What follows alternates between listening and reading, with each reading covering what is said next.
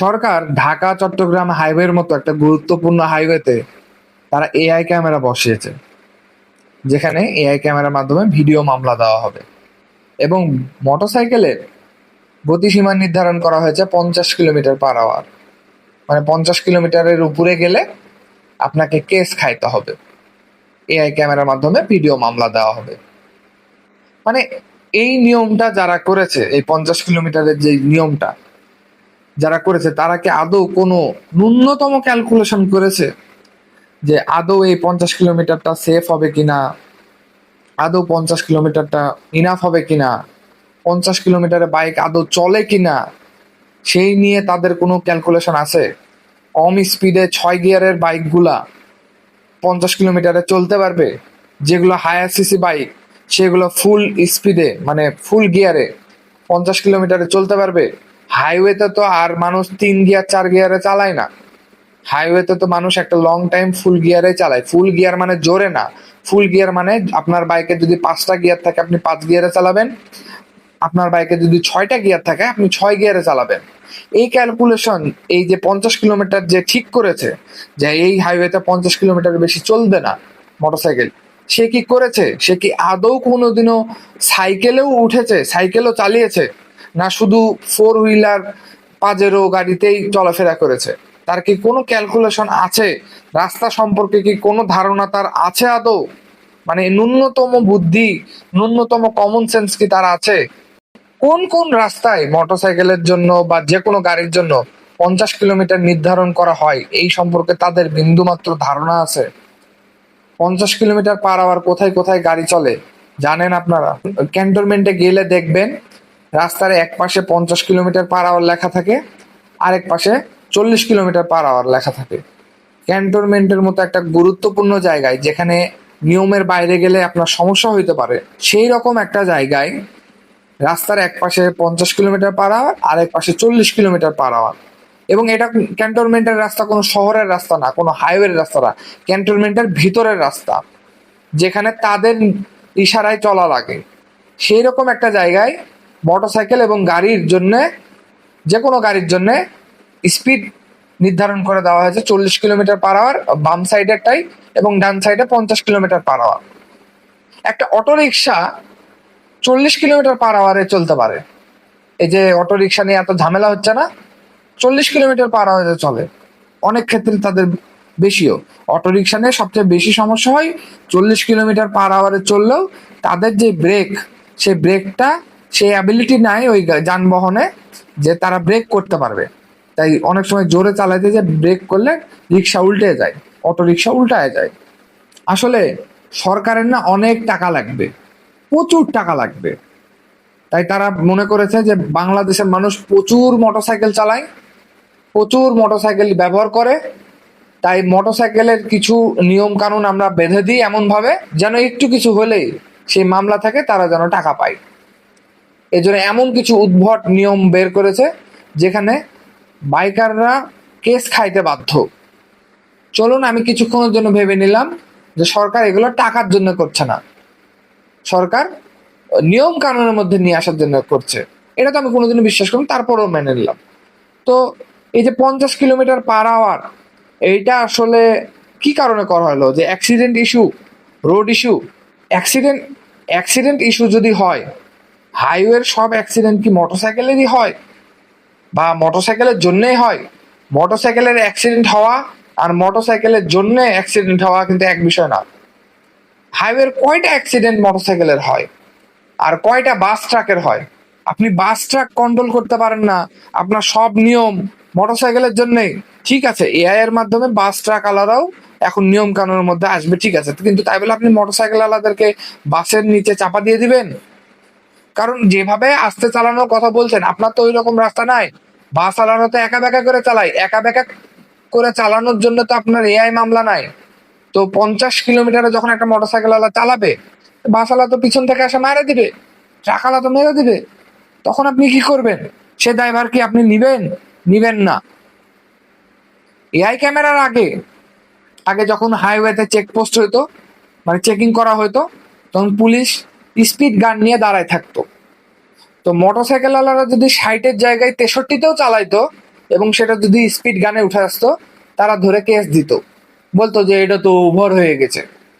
হ্যাঁ, কিন্তু একটা বাস আলা যদি 110-এও চালায়, একটা ট্রাক আলা যদি 100-তেও চালায়, স্পিড গানে ধরলেও তারা ধরতে যাইতো না। হ্যাঁ, যদি বাস আলা ট্রাক আলা না দাঁড়াইতো, তারা ধরতে যাইতো না। তা আপনি তখন তো কন্ট্রোল করতে পারেন নাই। আপনার বেশিরভাগ নিয়ম হওয়া উচিত ছিল বাস ট্রাক আলা, কারণ ওদের গাড়িটা 80-র উপরে চলাটাই রিস্ক, সেখানে 80 অনেক বেশি। কিন্তু আপনি তখন কন্ট্রোল করতে পারেননি। আপনি যখন এখন কন্ট্রোল করার সুযোগ পাচ্ছেন, আপনি মোটরসাইকেল আলাদের পুরো চাপাই দিচ্ছেন। মোটরসাইকেলের স্পিড আপনি 70 করেন, 60-80-র জায়গায় 70 করতে পারলেন, করেন। সিঙ্গেল হাইওয়েতে আপনি 60 করলেন বা 70 করলেন।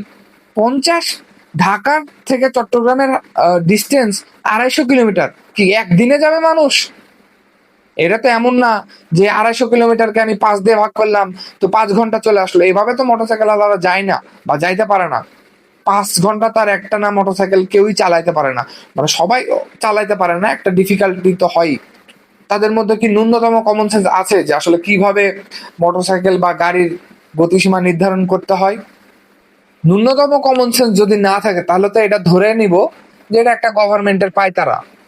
কারণ এমনটা যদি না হয়, নতুন সরকার আসার পর থেকে তারা কেন জানিবা মোটরসাইকেল আলাদের পিছিয়ে লাগছে।